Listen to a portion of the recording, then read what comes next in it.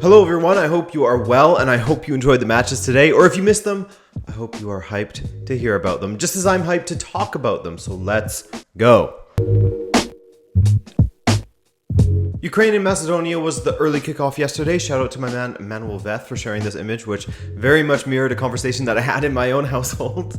But yeah, this was a thoroughly entertaining match. Ukraine coming out on top as the 2-1 winners at the end, and man was it ever close. Both of these teams came to play, and full credit to North Macedonia as they are not coming into this tournament scared. They are not coming into this tournament uber defensive. They try to attack, and they do so fairly effectively for the most part.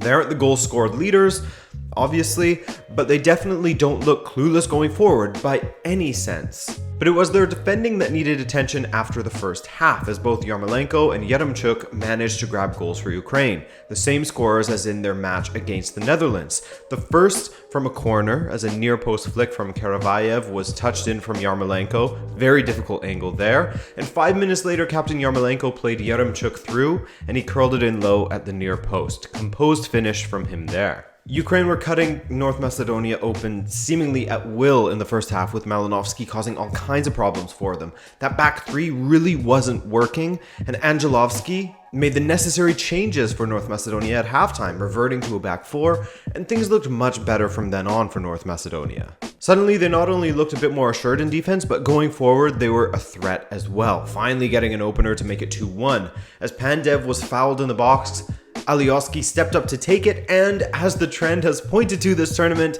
he failed to convert, but he managed to put away the rebound. That was actually a really difficult finish, especially, coming after you had missed a penalty and your brain would no doubt be racing, so shout out to Alioski for putting that away. Technically and mentally difficult. Later on, after an ambitious free kick from Malinovsky that forced a save from the keeper, Malinovsky hit another free kick that was blocked by the wall, and a penalty was given. I don't love that call. I mean, I understand that technically it was the correct call, as you're forcing a decision out of the referee when you jump like that and have your arm like this. But I just don't love it. It leaves a bitter taste in your mouth, because whether his arm was there or not, it was probably going to hit him in the face. But good thing penalties do not go in this tournament, unless you're Ronaldo, of course, who converted his. As Malinovsky's penalty was saved by Dmitrievski, the football gods intervened there. They too thought that the penalty was a bit harsh, I guess. Of the 5 penalties up until that point, the only one that was converted from the spot, of course, was Ronaldo's, as I said, which is a crazy thing to be happening at this tournament. Despite some half chances at the end for North Macedonia, Ukraine hold on for the 2-1 win. Ultimately a deserved win, but again, a ton of credit must go to North Macedonia. They made it very, very scary for Ukraine at times. Not bad for their first ever major tournament. There were all kinds of tributes pre-match. Belgium with a kind gesture and giving that signed kit over to Denmark. There were 2 ways that this match could have gone. Denmark could have been not up to it, emotionally and in turn physically exhausted. Or they could have come out flying, trying to dedicate every ounce of themselves to honoring their recovering teammate.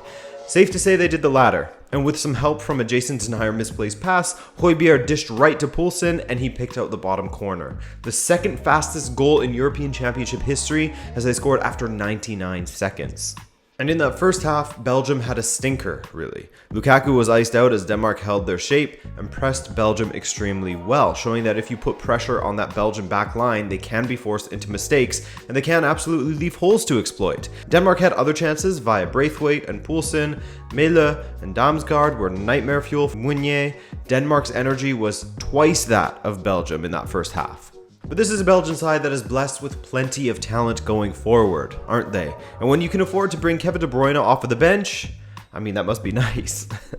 And he absolutely made the difference in this match. Bringing on KDB got Lukaku more involved in the game as he was dropping a little bit deeper and over to the right. Lukaku can, of course, run in behind, but I personally fear a Lukaku that drops deep to get the ball and then has space to run into with it, as he torched the Danish defenders on a few occasions, and on one of them found De Bruyne, who made 2 defenders look like they had roller skates on in the box, and squared to an onrushing Thorgan Hazard to equalize for Belgium. Again, later on, Romelu Lukaku had the Danish defenders on their knees as he drove forward with the ball down that inside right channel, leaving De Bruyne to the middle.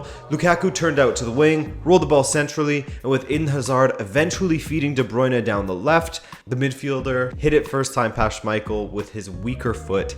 Easy for him. It really is a pleasure to watch this Belgian side counter-attacking. That's when they're at their best. When they're in full flight and have their opponents on their heels, there aren't many international sides that can sort of match them in that regard.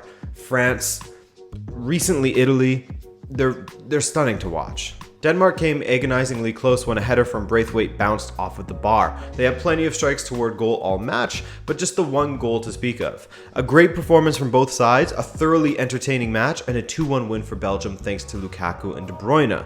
Lukaku was as gracious as ever after the match, saying that Denmark deserved more, underlining how what Denmark did today was incredible after the week they've had. I mean, a class act as always. And Belgium looked class with Lukaku on the right and De Bruyne central. It's terrifying if they go with that, which I expect them to going forward.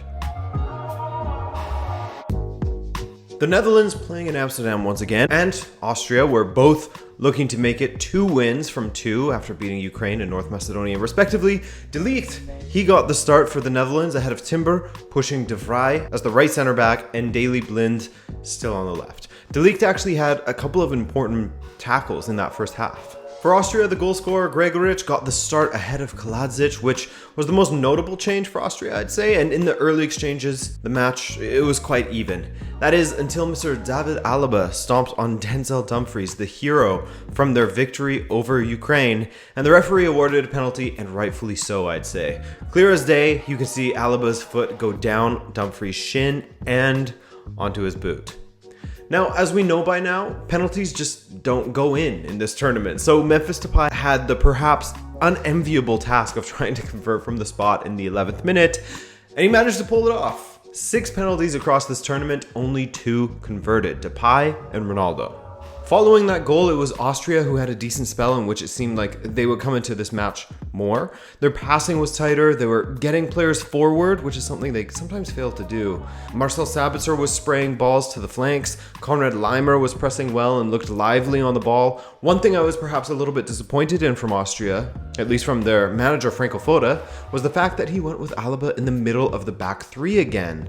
Well, actually the fact that he had him in a back 3 at all. No matter the place in the back 3. Alaba has looked uncomfortable in this position in this tournament so far. He typically plays better.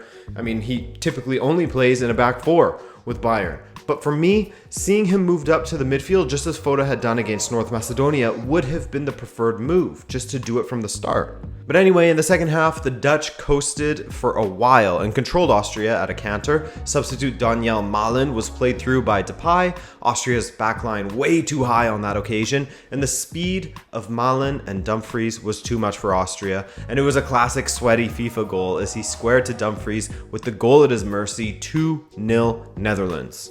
Again, Foda pushed Alaba further up the pitch, but it was too late for me. In that limited time he had there, he nearly scored a goal of the tournament contender with a ridiculous driven attempt that nearly swerved into that top corner. It was just wide. But the Netherlands held out for the win and the clean sheet, and this will have been an improvement from their last performance. I wish the defense had been tested a little bit more, as that is no doubt a massive weakness for Austria. They would break down in the attack over and over, players far too isolated, afraid to commit numbers forward. So I think for me, at least, the jury is still out on the back line, as Ukraine showed they can be gotten at. That said, Netherlands are through to the round of 16 and first as they face North Macedonia next. Ukraine and Austria will battle it out for second and third in the next round. Man, imagine Netherlands versus Belgium, counter-attacking excellence. That would be a ton of fun. But anyways, guys, that will do it. That's all that happened yesterday, so fire away with all of your thoughts on the matches. Thanks for joining me. Once again, I'm Adrian. Subscribe if you're new around here. We'd love to see you around more often. Like tomorrow. Bye.